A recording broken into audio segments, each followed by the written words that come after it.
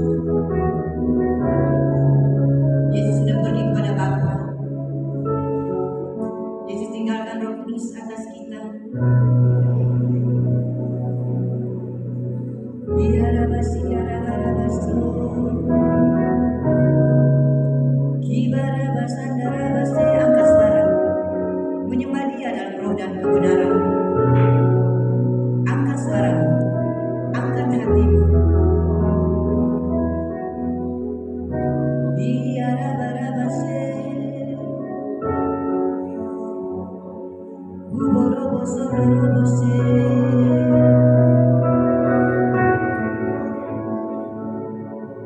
Oborobose Karabaso. Rasakan, alami Roh Kudus. Rasakan dan alami Dia. Roh Kudus rindu. Dia dicintai. Roh Kudus rindu. Dia dapat dirasakan. Roh Kudus rindu. Semua kita mengalami Dia secara pribadi. Bukan ibadah rutinitas, bukan ibadah kebiasaan, tapi ibadah yang mengalami Roh Kudus. Coba, mungkin sudah selama ini hanya rutinitas, hanya kebiasaan, tapi tidak pernah merasakan Roh Kudus, tidak pernah mengalami Roh Kudus. Dia rindu kita mengalami Dia dan merasakan Dia. Dia ada di tengah-tengah kita pada pagi hari ini. Dia tahu apa yang kau alami. Dia tahu kau harus mengalami Dia pribadi. Kau harus merasakan Dia pribadi. Dia lembut. Kau harus mendengar Dia bicara. Bukan ibadah rutinitas, bukan ibadah kebiasaan, asal ke gereja. Tapi Roh Kudus kepingin Dia disembah di dalam roh dan kebenaran. Karena Roh Kudus adalah roh. Yesus adalah roh. Gak bisa dilihat oleh mata jasmanimu, tapi dapat dilihat oleh mata rohanimu, mata hatimu. Dia ada bersama kita pada pagi hari ini.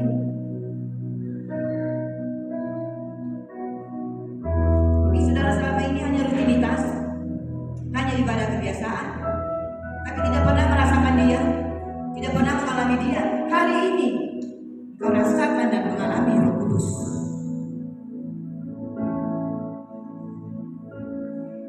Ketika kau merasakan, ketika kau mengalami Dia, kau mulai menangis. Engkau mulai menangis. Kau mulai tersungkur di kakinya. Karunia-karunianya mulai bekerja.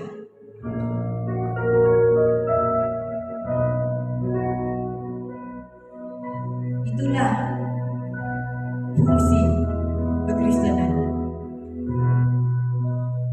Alami Dia secara pribadi. Kalau manifestasi Roh Kudus hadir, kalau Roh Kudus hadir, Dia bermanifestasi. Orang-orang mulai menangis, jemaat mulai menangis, merasakan jamahannya, merasakan pribadinya. Karena Dia pribadi yang dapat dirasakan. Itulah Roh Kudus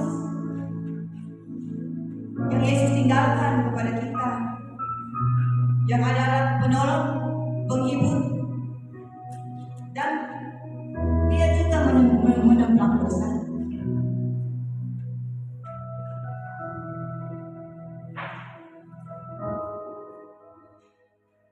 Rasakan dan alami Dia. Rasakan. Ketika kau mengalami Dia, merasakan Dia, bebanmu dilepaskan, sakit penyakitmu disembuhkan. Ketika Roh Kudus mulai memanifestasikan pribadi.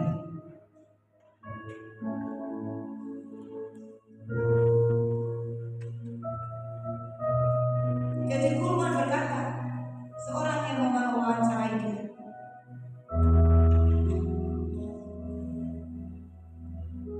kenapa kau bisa tahu Roh Kudus hadir di tengah-tengah umatmu? Iya, karena mulai manifestasi Roh Kudus, karena pribadinya mulai menjadi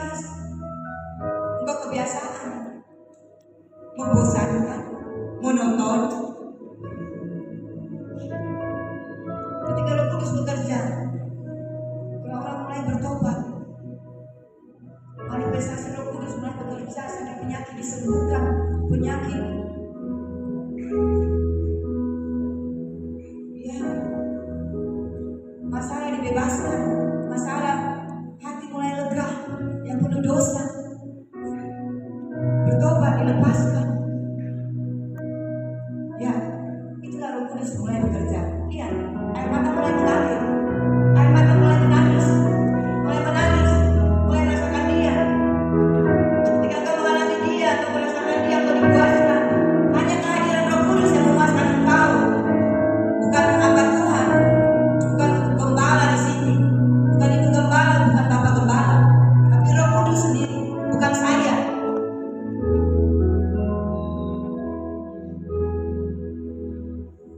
Bukan ibadah habis khotbah pulang, rutinitas kebiasaan. Apa itu? Tapi engkau tidak merasakan Roh Kudus, engkau tidak merasakan mengalami Roh Kudus. Ketika Roh Kudus bekerja, lihat, coba lihat air mata mulai mengalir, orang-orang mulai menangis, sehingga mereka dipuaskan.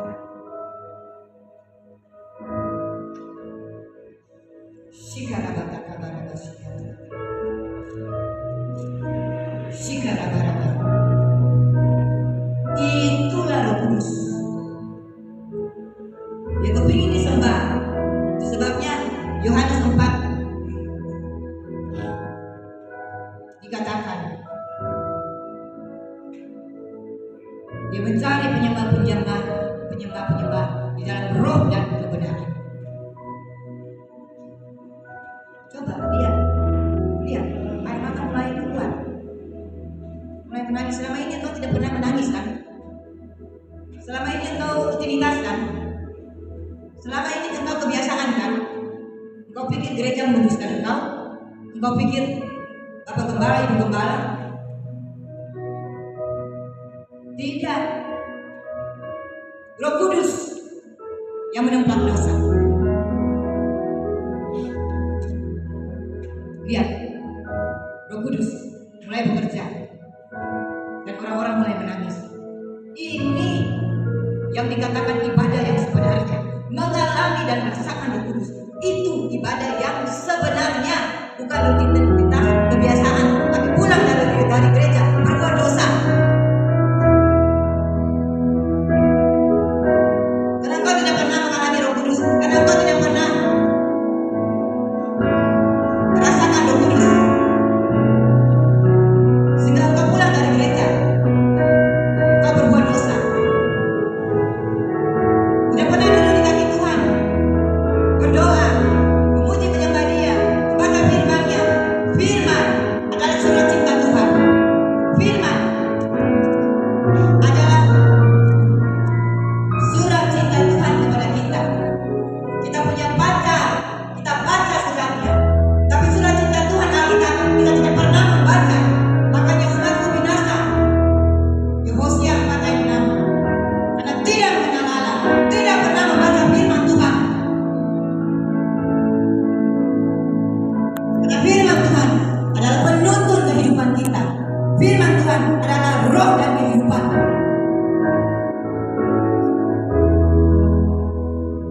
Pulang gereja, nggak pernah membaca firman Tuhan.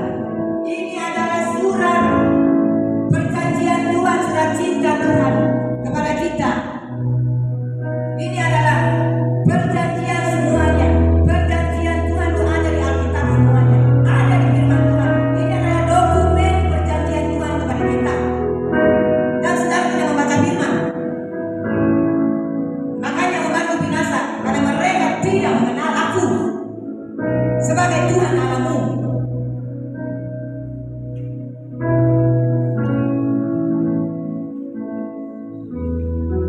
Tidak pernah baca firman Tuhan, makanya hidup hancur binasa, terus berbuat dosa. Hanya rutinitas, hanya kebiasaan beribadah. Ini kita sudah hidup di penghujung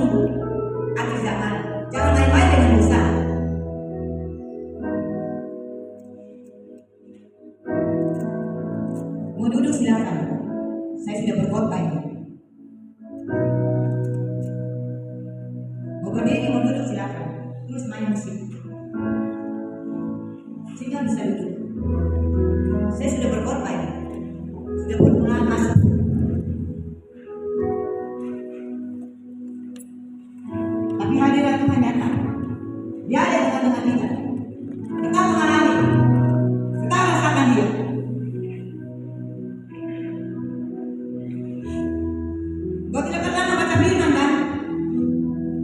Makanya hidupmu hancur-hancuran kan? Binasa kan? Kita hidup di penghujung akhir zaman. Perselingkuhan terjadi di mana-mana. Perzinahan terjadi di mana-mana. Percabulan. Saya berkata ini, saya tidak membuka tapi firman Tuhan semuanya. Hosea 4 ayat 6. Saudara bisa buka.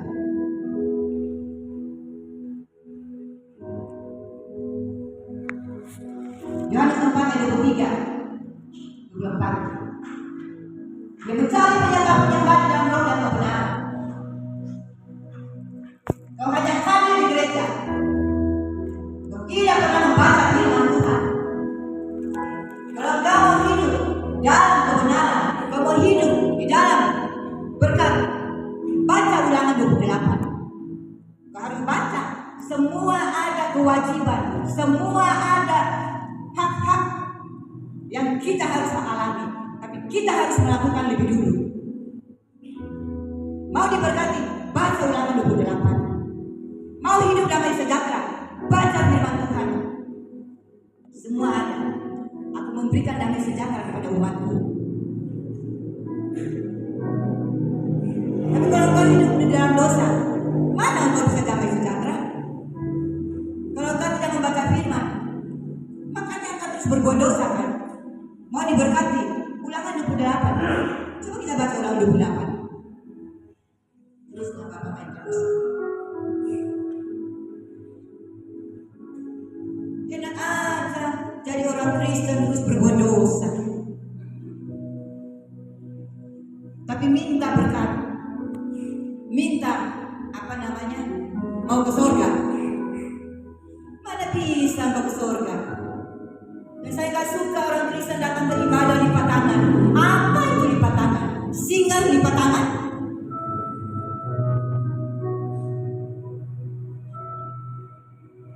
Ibadah kok lipat tangan?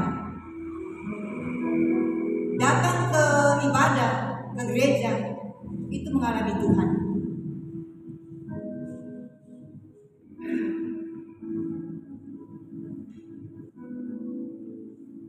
Bukan lipat tangan. Angkat tangan ke surga, angkat hatimu ke surga. Bukan datang ke ibadah lipat tangan. Dan saudara pikir gereja meluruskan engkau? Perzinahan di mana-mana. Desa, kota semua sama. Enggak ada dosa, enggak ada. Enggak ada yang bilang di kota aja di dosa. Di kampung, di desa sama saja dosa. Berzina, bercabul, berselingkuh, istri orang diambil, suami orang diambil. Dan saudara bilang pergi gereja, terus pulang dari gereja berbuat dosa, dan saudara bilang aku mau mendapatkan surga.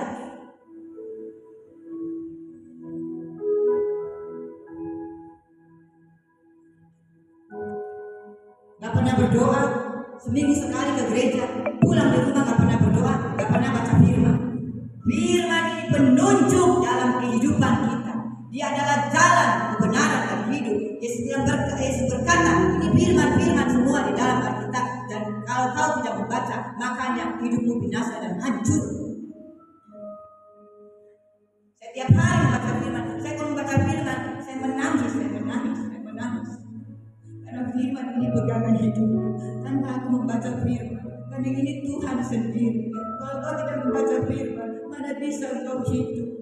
Mana bisa engkau hidup dalam kebenaran dan kekudusan? Firman itu penunjuk, pegangan dalam hidup kita. Terus kita tidak membaca firman, itu gimana? Makanya engkau binasa, engkau hancurkan, engkau berbuat dosa kan, engkau melarat kan. Siapa bilang di kampung melarat? Kalau engkau hidup dalam kebenaran, engkau hidup dalam kekudusan, sekalipun di desa, di kampung, engkau pasti diberkati. Amin. Hanya dosa saja yang membuat engkau miskin melarat. Siapa bilang desa gak diberkati? Siapa bilang? Kalau engkau hidup dalam kebenaran, kekudusan, desa juga bisa diberkati. Saya ini pelayanan kemana-mana ke desa-desa, tapi Tuhan pelihara saya. Mungkin ada gereja yang tidak memberkati saya, tapi firman saya memberkati, membuat orang-orang bertobat. Tapi Tuhan memperkenalkan saya dengan orang-orang siapapun, saya diberkati. Saya hidup dari iman, tidak bergantung kepada manusia. Saya tiap hari hidup dari firman. Jadi kalau saudara tidak membaca firman, mana bisa engkau diberkati? Mana bisa engkau hidup benar dan kudus? Enggak bisa. Firman ini kehidupan kita. Firman ini kebenaran dan kekudusan. Ada amin? Jangan saudara bilang Tuhan memberkati itu semuanya. Di desa, di kampung, di kota, semua diberkati. Asal kita hidup menurut firman Tuhan. Kenapa engkau miskin marah? Karena engkau tidak menurut firman Tuhan. Karena engkau tidak membaca firman. Karena engkau hidup di dalam dosa. Amin. Apa saya ngomong benar apa salah? Tuhan itu tidak mau umat yang miskin. Tuhan tidak mau.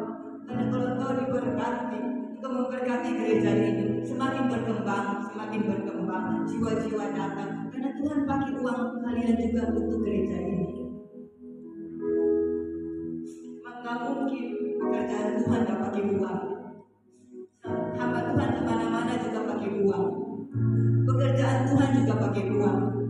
Terus bagaimana kalau Tuhan membuat kalau engkau miskin? Mana bisa pekerjaan Tuhan berkembang?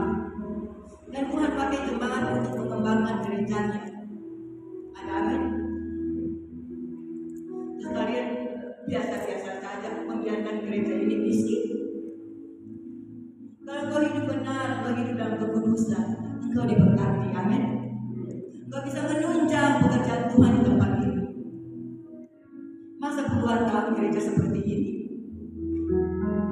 Lihat Rasul Paulus. Dia kemana-mana, dia mengatakan kepada jemaat-jemaatnya, ayo. Kalau engkau memberkati pekerjaan Tuhan, kalau engkau memberkati hamba-hamba Tuhan, kalau engkau memberkati orang-orang yang tidak berkecukupan, engkau diberkati. Amin. Kita lihat aja kisah Rasul 2 itu, para jemaat mula-mula itu mereka saling bahkan yang menjual rumah, membagi sesama jemaat. Dan kita bilang kita miskin di desa. Tuhan memberikan ladang, laut, semuanya di desa, di kota sama saja.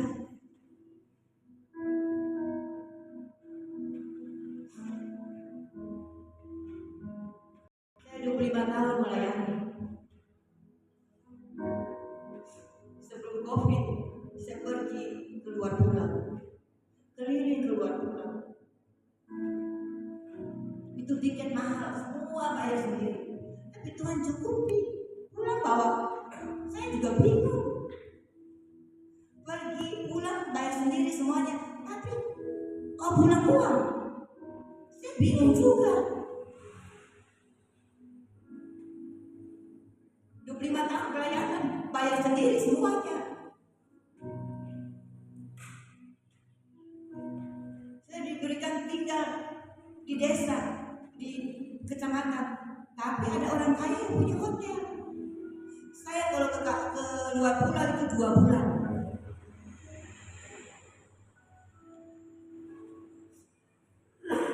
Hamba Tuhan royokan. Karena ya kita juga nggak tahu ya, hamba Tuhan besar nggak mau ke desa-desa, nggak mau ke kampung-kampung. Saya ke pulau-pulau juga ke desa, ke kampung-kampung. Tapi Tuhan memberkati saya. Tuhan pertemukan saya dengan orang kaya. Tinggal di hotelnya, pergi 2 bulan keliling, balik lagi ke hotel. Gratis semuanya. Saya dijamu makan, breakfast, dinner, semuanya gratis.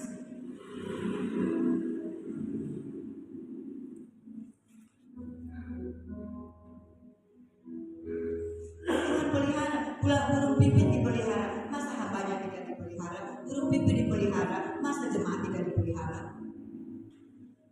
Ada amin? Kalau kau hidup benar, kau hidup kudus, kau diberkati. diberkati. Kau dapat menunjang pekerjaan Tuhan diberkati. Masa kau membiarkan pekerjaan Tuhan berpuluh-puluh tahun seperti ini? Jiwa-jiwa tidak datang lagi, tidak berkembang.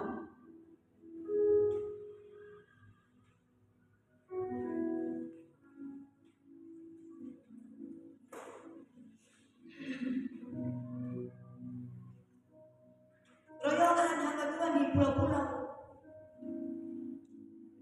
Tapi saya dipertemukan dengan orang-orang kaya, diberkati, pulang bawa uang, tiket bayar sendiri, jutaan. Pulang pergi itu saya dari Surabaya 1,5 juta. Dulu, sekarang ke Manado sudah berapa 2,5 juta. Dulu saya sebeli kopi itu 1,5 juta.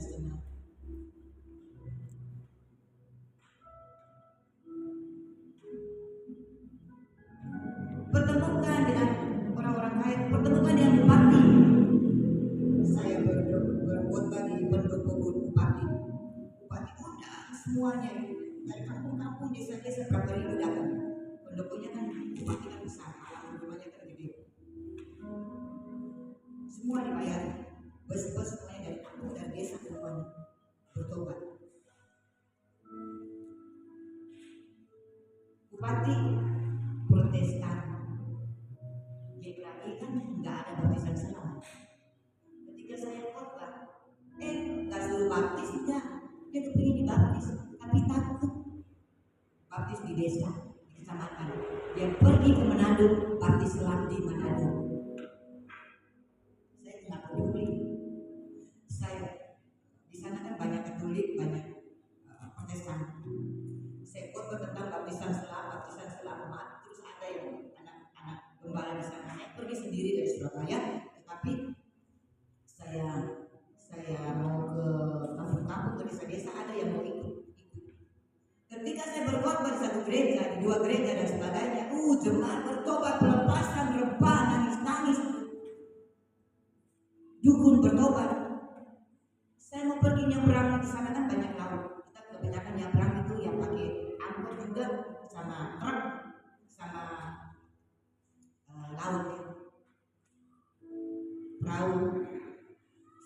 Saya sudah mengalami karam kapal seperti Rasul Paulus, mau tenggelam di kapal, di perahu, nyebrang laut besar, tapi pakai kapal kecil.